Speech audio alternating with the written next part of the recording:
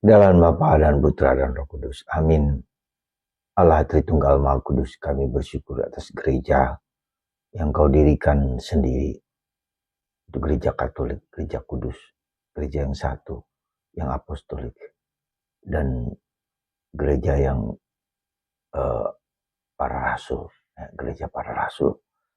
Bantu kami ya Bapa untuk mengimani gereja yang Kau dirikan ini sebagai sarana keselamatan sebagai tubuh Kristus untuk keselamatan umat manusia. Kau pakai sebagai alat cintamu. Terima kasih Tuhan dan berkat-Mu atas kami. Amin. Para saudara, banyak saudara-saudara kita agama Kristen bertanya dan meragukan apakah gereja Katolik itu sungguh-sungguh gereja yang dikehendaki Kristus. Apa perlunya gereja? Ya, dan nggak perlu gereja, maka ada orang yang lebih ekstrim. Percaya pada Yesus saja, gak usah pada gereja. Bahkan Protestan atau apa, percayalah pada gereja. Mereka tidak butuh gereja. Hari ini dalam bacaan pertama menarik sekali nubuat Daniel tentang apa? Tentang Raja Nebukadnezar yang bermimpi tentang ada patung. Ya.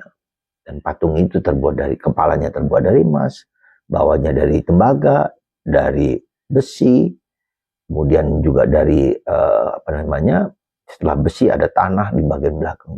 Ya. Itu simbol dari patung itu. Ya. Dan raja mengatakan, dan Daniel menafsirkan mimpi itu bahwa ya kepala itu adalah raja Nebukadnezar, raja yang berkuasa atas zaman itu semua. Raja yang pakai besi adalah raja yang penuh kuasa, hebat dan segala macam. Tapi kemudian tembaga juga itu raja yang hebat yang memerintah. Lalu tetapi bawah kakinya terbuat dari tanah yang gampang, raja yang lemah, raja yang kecil yang gampang hancur. Dan itu ditafsirkan bahwa ada raja-raja kerajaan besar, ya, kerajaan Romawi, kerajaan Yunani, kerajaan Nebukadnezar, Asyur besar.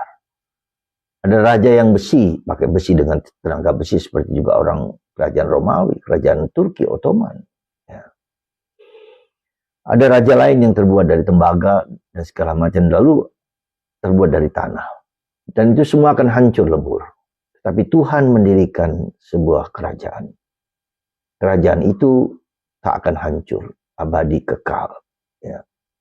Dan itulah yang dibuat oleh Tuhan pada gereja Katolik. Ya, jadi kerajaan ini sungguh-sungguh dibuat sendiri oleh Allah. Abadi kekal. Ya. Itulah simbolisme nubuatan dari gereja Katolik.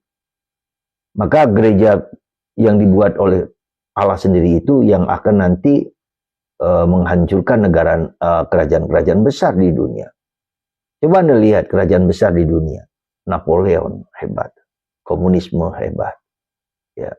Apa saja kerajaan bisa Anda sebutkan namanya di Indonesia, kerajaan Soeharto juga habis semua. Semua habis.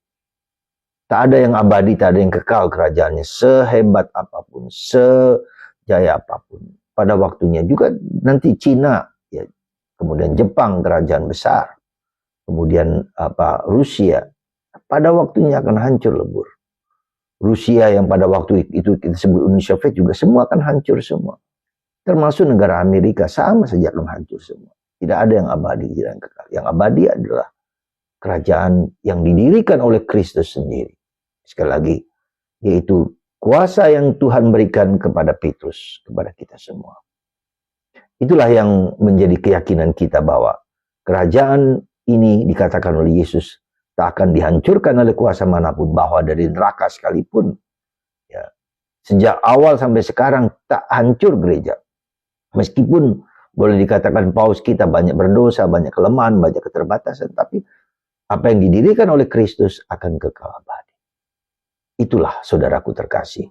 Gereja kita didirikan, diyakini oleh gereja bahwa ini didirikan oleh Kristus kepada Petrus dan kepada pengganti-penggantinya para paus hingga sekarang. Nah, karena itulah maka gereja menjadi tubuh Kristus dan Kristus adalah kepalanya. Ya. Tak mungkin tubuh hancur tanpa kepala. Ya. Itulah keyakinan gereja. Jadi Anda semua, kita semua adalah gereja. yang berperan dalam sebagai jari, sebagai tangan, sebagai kaki, sebagai mulut, sebagai jantung, dan semua bagian-bagian kecil itu kita dipanggil untuk mewartakan kebenaran kerajaan Allah, Kristus sendiri. Setan pun, kuasa kegelapan pun tak mampu, bahkan dikalahkan oleh Kristus, oleh orang yang percaya. Ya. Maka di atas batu karang ini Petrus akan kudirikan gerejaku. Maka para saudara, percayalah kepada Kristus dengan sakramen-sakramennya, dengan rahmat yang diberikan, dengan tahun jubilium yang diberikan kepada gereja, kepada kita semua, untuk menjalankan masa yang sangat luar biasa ini. Semoga Tuhan memberkati Anda, dan kita adalah putra-putri gereja Katolik yang kudus, yang satu, yang apostolik. Ya. Ya, kudus, Katolik, apostolik, dan mulia. Ya. Satu, kudus, Katolik, dan apostolik. Jadi satu kita semua di bawah pemerintahan Paus. Kita bersyukur, kita doakan Paus kita dan semua pemimpin bangsa dan negara, semua pemimpin gereja untuk menghayati, menjalankan tugas yang penuh syukur dan penuh iman ini. Puji Tuhan, menjadi anggota gereja Katolik yang kudus. Dalam nama Bapa, Putra, dan Roh Kudus. Amin.